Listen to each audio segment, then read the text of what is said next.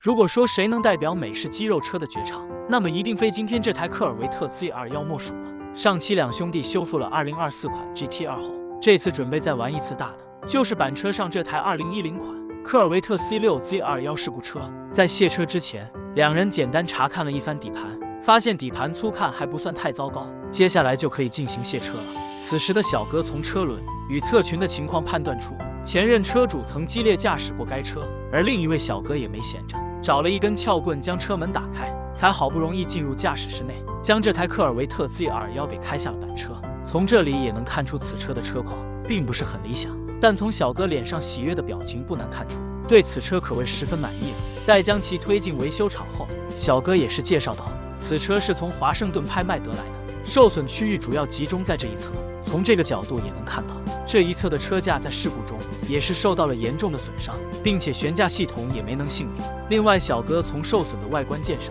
也发现了一个重要信息，那就是整车竟大面积使用了碳纤维，这就意味着两兄弟在后期要投入极大的维修成本。不过好在车尾在事故中竟被完美的保留了下来，这对于两人而言算是一个极好的消息了。另外还有一个好消息，那就是车上的4个轮毂竟是科尔维特的原厂轮毂，接着就是这个可拆卸的车顶，同样也是碳纤维结构，随后就是引擎盖，只见机盖上还有一个透明的小窗户，同样整个机盖为碳纤维结构。要知道这可是一台2010年的产物，这超前的设计理念真是让人叹为观止。而更让两人兴奋的是，机舱内这台能爆发出638匹马力的大心脏了，这才是这台 Z21的灵魂所在。从现有的信息不难看出，整车的碳纤维套件可谓将减重做到了极致，而侧裙风格则要粗犷很多了，全由紧密的铆钉来进行固定。对整车有了个简单的了解后，就可以为接下来的检修做准备了。还是老规矩，先给整车做一个惊喜，以此来了解车身是否还有受损的痕迹，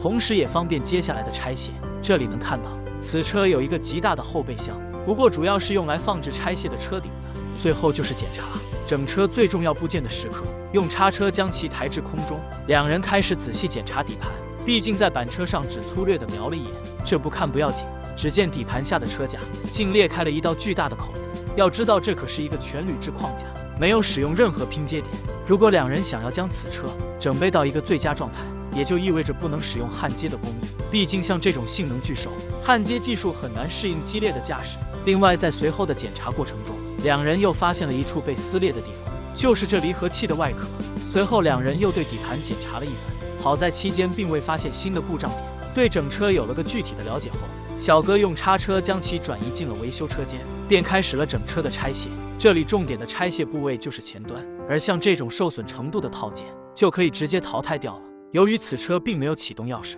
所以在拆卸的期间还找了一个师傅现场制作钥匙。最终在老师傅的帮助下，两人成功拥有了一把科尔维特 Z21的启动钥匙。只见仪表盘已经有了反应，也就表明整车线数并无大碍。但两人并未尝试启动，因为害怕发动机在事故中受到了损伤，得到时候将发动机送去检修后才能尝试点火启动。为了加快整车的修复进度，整个车间的工人都投入到了这台科尔维特的拆卸中。待将受损的外观件拆除后，小哥便开始拆卸散热系统以及排放整车的油水，为接下来的发动机拆卸做准备。随后几人又将其打上举升机，开始拆卸底盘下方的排气管道，这里主要是为了拆除底盘下的传动系统。只见几人忙前忙后一阵折腾，终是将发动机与车身给分离了出来。只见拆下的传动装置就是一个整体一般，将发动机与变速箱连接在一起，只能说这样的设计极为疯狂。此时能看到变速箱上积满了一层厚厚的油污，另外又能清晰看到被撕裂的车架。现在两人得考虑该怎么解决车架这个难题，是选择焊接还是选择更换。两人心中也是极为挣扎，最终考虑到后期的驾驶感受，一致决定再淘一台零件车回来。有了定夺之后，两人又开始商量该如何处理这拆下的发动机。考虑到专业的事交给专业的人来做，两人立即就行动了起来，准备先将发动机分离出来，粗略统计出发动机受损的附属件，先将其淘寻回来。很快小哥就发现发动机上的离合器也已损坏，只能赶紧订购新的离合器。另外两人对发动机的动力输出还不太满意，所以小哥也没和发动机过多较劲，准备到时候升级动力系统的同时让其帮忙仔细检修一番。不过在此之前，两人还需将副车架与发动机分离开来。从这里也能看到发动机上的皮带也在事故中被撕裂。将发动机拆分后，便可以进行装车了。而右边这位胡子哥就是当地有名的发动机整备专家了。小哥也是将自己的想法一一说出，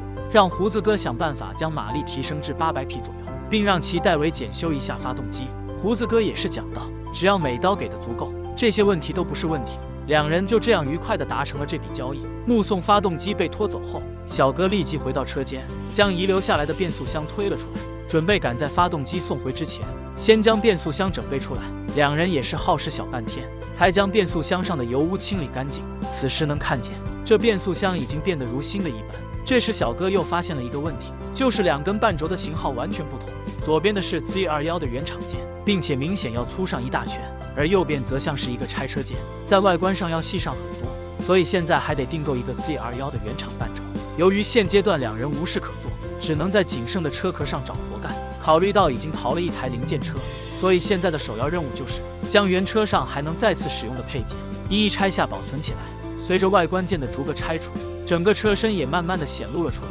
只见这也竟是一个铝制车身，不得不佩服这用料可谓极为扎实。就当几人将两侧的车门拆下后，小哥竟在两侧的侧裙内发现了许多碎石颗粒，这算是一个隐藏的缺陷，得在后期想办法进行改进。当将整车还能再次利用的配件拆除后，这个空壳子车架就没什么利用价值了。现在手里能做的工作均已完成，两人就可以好好放松一下，只需静静等待新车架的到来了。不过又等待了2天时间，新车架还是迟迟未到。于是两人准备先处理拆下的外观件，只见这些套件上竟还贴着车衣。小哥也是手脚麻利的将车衣撕掉，就可以打磨漆面受损的部位了。随后再刮涂上腻子进行填充。从这些处理细节也不难看出，两人对这台 Z21 有着极为严苛的要求。至于像车标这些还能再次使用的部件，则是被单独保存了起来。接下来就可以仔细打磨这些外观件了，为接下来的改色做准备。将无需喷涂的地方贴上遮蔽膜，就该选择色漆了。这里两人选择了更加艳丽的橙黄色，确定了最终色漆后，便可以喷涂底漆，随后就是色漆的喷涂。在小哥熟练的操作之下，很快便完成了色漆的喷涂。当然最后还需喷涂一遍清漆。只见随着清漆的均匀喷涂后，这些漆面的光泽也是越发明艳，这样的质感丝毫不输于工厂漆。为了保护这些喷好漆的外观套件，几人只能先将这些套件重新装回拆空的车架上。不过还真别说，这些套件一安装上车，这台 Z21 的感觉立马就来了。另外在前面准备喷漆时，小哥发现碳纤维机盖也有轻微的损坏。对于小哥这种高标准高要求的人而言，显然是无法忍受这些缺陷的。另外小哥表示能修复，但无法还原碳纤维的纹路，所以只能选择淘汰。于是转头便花费5000美刀重新订购了一个机盖。又等待了几天时间，订购的零件车总算是到货了。只见这只是一个空壳车身，没有车胎与发动机。小哥也是立即驾驶叉车，将其从板车上给卸了下来。现在整备的重心就该放到这淘回的车身上了。然而小哥还是在外观件上发现了一些需要修复的地方，如这块外观套件就已经被撕裂，需要后期进行修复。另外小哥也是介绍到，这个零件车是在经销商那淘的一个拼装件，这种在价格上有着很大的优惠。同时在后备箱内还有一个副车架、前大灯等配件。另外驾驶室内的情况也要比原车的成色好处很多。简单对这零件车有了个了解后，便可以开启后续的工作了。这里需将这零件车一一拆分开来，而一些个别需要修补的部件则被单独拿出进行打磨，然后再将纤维补在打磨好的缺口上。这一步的修复可谓极其繁琐，不能操之过急，需一层一层的慢慢叠加。另外拆下的其他配件也在同步进行，都需将表面的车衣撕掉，然后分批进行打磨，为接下来的喷涂色漆做准备。这里几人耗时近1天的时间，总算是将零件车上拆下的配件全部修复打磨了出来。同时小哥对车灯又有了一个新的想法，觉得现在车灯太过普通，于是便将车灯一一拆分，然后同样用砂纸进行打磨。看到这里，想来屏幕前的各位也知道接下来的走向了。两人将前面打磨好的所有配件拿进喷漆室，开始喷涂底漆。这里由于操作方式相同，我们就不再过多的讲解了，直接来看成品即可。只见刚刚还5颜6色的老旧套件已经变得如新的一般，当然拆开的车灯也是同样如此，都被两人喷涂成了与车身相同的颜色。从两人脸上的表情不难看出，对于这样的改变还是极为满意的。而好消息还远不止于此，因为送去升级检修的发动机也被送了回来，这就意味着整车最后一块拼图总算是凑齐了。胡子哥也是讲道，拆开后并未发现什么过多的损坏件，只有气门导管损坏较为严重一些，另外，为了减轻发动机的重量，内部的曲轴活塞通通进行了更换，并且经过反复的调试升级，也是将发动机的马力从原有的600多匹提升到了800多匹。两兄弟对于这样的升级也是极为期待，只想尽快将其安装上车。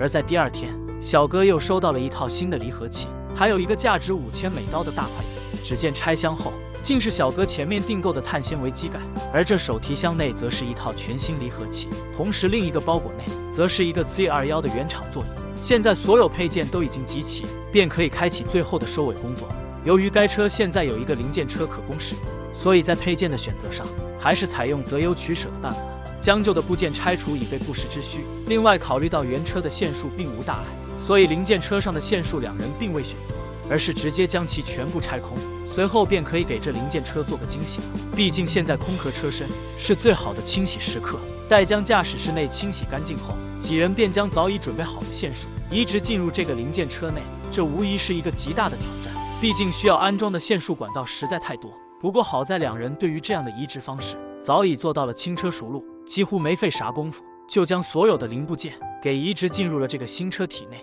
随后就是离合器套件的安装，这让的整个车间内的众人都纷纷的加入进来帮忙。毕竟要将发动机与变速箱连接起来，可不是一件容易的事。最终在几人的不断努力之下，总算是完成了两者的连接。接下来只需将其重新装回车架即可。这也就意味着，这台科尔维特 C6 Z21 的整备，在时隔2个月后，总算是达到了一个新的里程碑。然而这个时候还不能放松下来，还需安装底盘下方的排气与机舱内的散热系统。做完这一切的收尾工作后，就是油水的添加与更换。接下来就可以尝试这台 Z21 的手自启动。只见随着发动机的启动，机舱内这台大家伙立即就发出了如野兽一般的咆哮。两人也未想到，这台发动机经过整备升级后，能够如此的暴躁。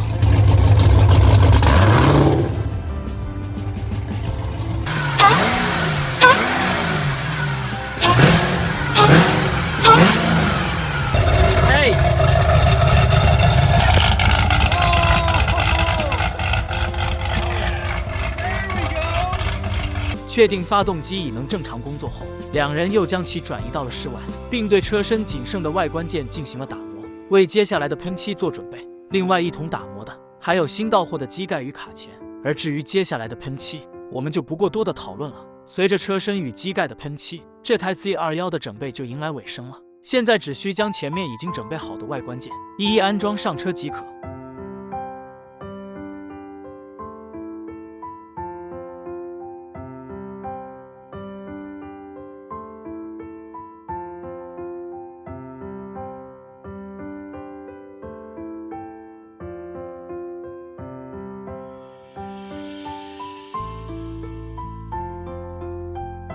这里也能看到，原车以铆钉固定的侧裙，现在已改成了全碳纤维侧裙。随着车胎的安装上车，这台2010款 Z21 的整备就到此结束了。小哥也是介绍到，这台 Z21 大部分套件均为碳纤维，两人也是迫不及待，准备上路好好体验一下这台 Z21 的驾驶感受。那么视频的最后，大家就隔着屏幕好好感受一下这台 Z21 恐怖的爆发力。